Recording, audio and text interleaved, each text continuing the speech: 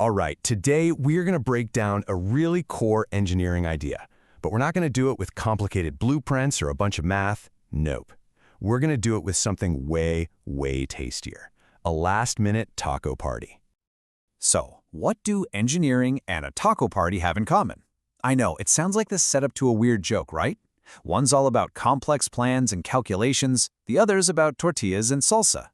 But you're about to see they are, believe it or not, built on the exact same problem-solving foundation. Okay, let's set the scene. Just picture it. It's 7 p.m. You've just dragged yourself through the door after a super long day. All you want to do is just collapse. And of course, on top of being totally wiped out, you're starving. So there it is. That's our problem. It's a simple, universal need that's got to get solved. But just when you think you can figure it out, there's a twist. Your phone buzzes. It's a text. Your friends are on their way over, and they'll be at your door in 30 minutes. Uh-oh. Suddenly, that simple problem has a major deadline. And right there, just like that, you've stumbled headfirst into an engineering problem. Yeah, really. And to solve it, you're about to use a super powerful framework called the engineering design process, probably without even realizing it. So let's break this whole thing down. Step 1 in any engineering challenge is to define and research. This is all about figuring out, okay, what am I actually trying to do? And, just as important, what's standing in my way? See, before you can solve anything, you have to know what the problem is. You've got to have a really simple, clear statement of the need you're trying to solve. This is like the foundation for everything else you're about to do. So for our taco party, the problem statement is crystal clear. You and your friends are hungry and you need food, like right now.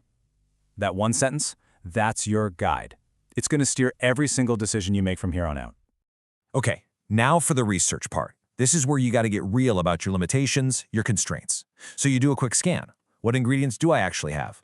How much money, if any, can I spend? How much time do I really have? How many people are coming? And, the big one, does anyone have any dietary restrictions? These questions basically build the box you have to think inside of. All right, problem defined. Constraints are clear. Now we get to the fun part, the creative phase.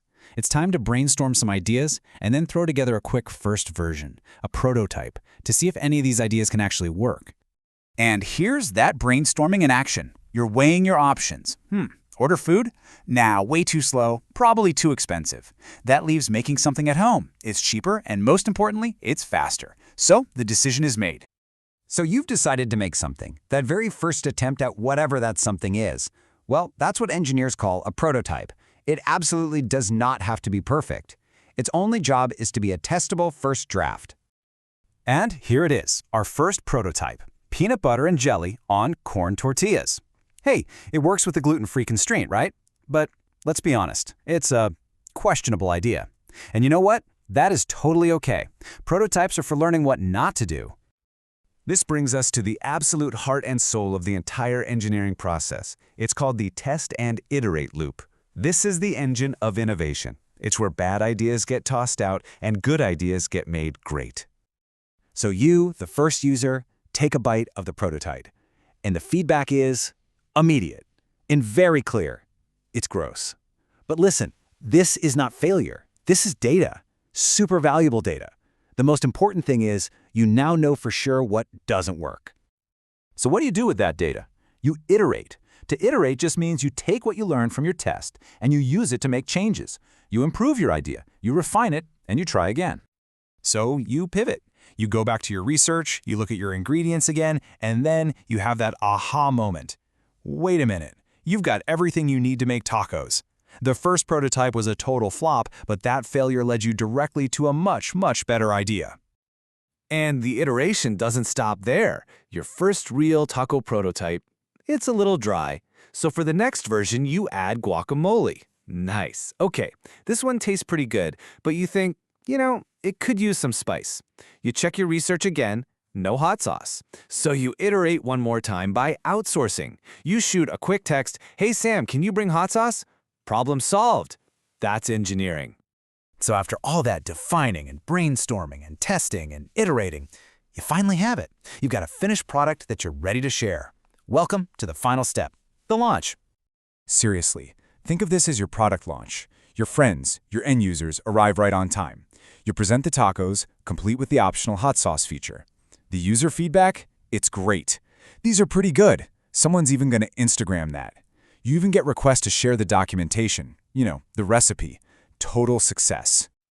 So let's just quickly run through that journey again. You started by defining the problem. We're all hungry. You did research on your constraints, time, money, ingredients.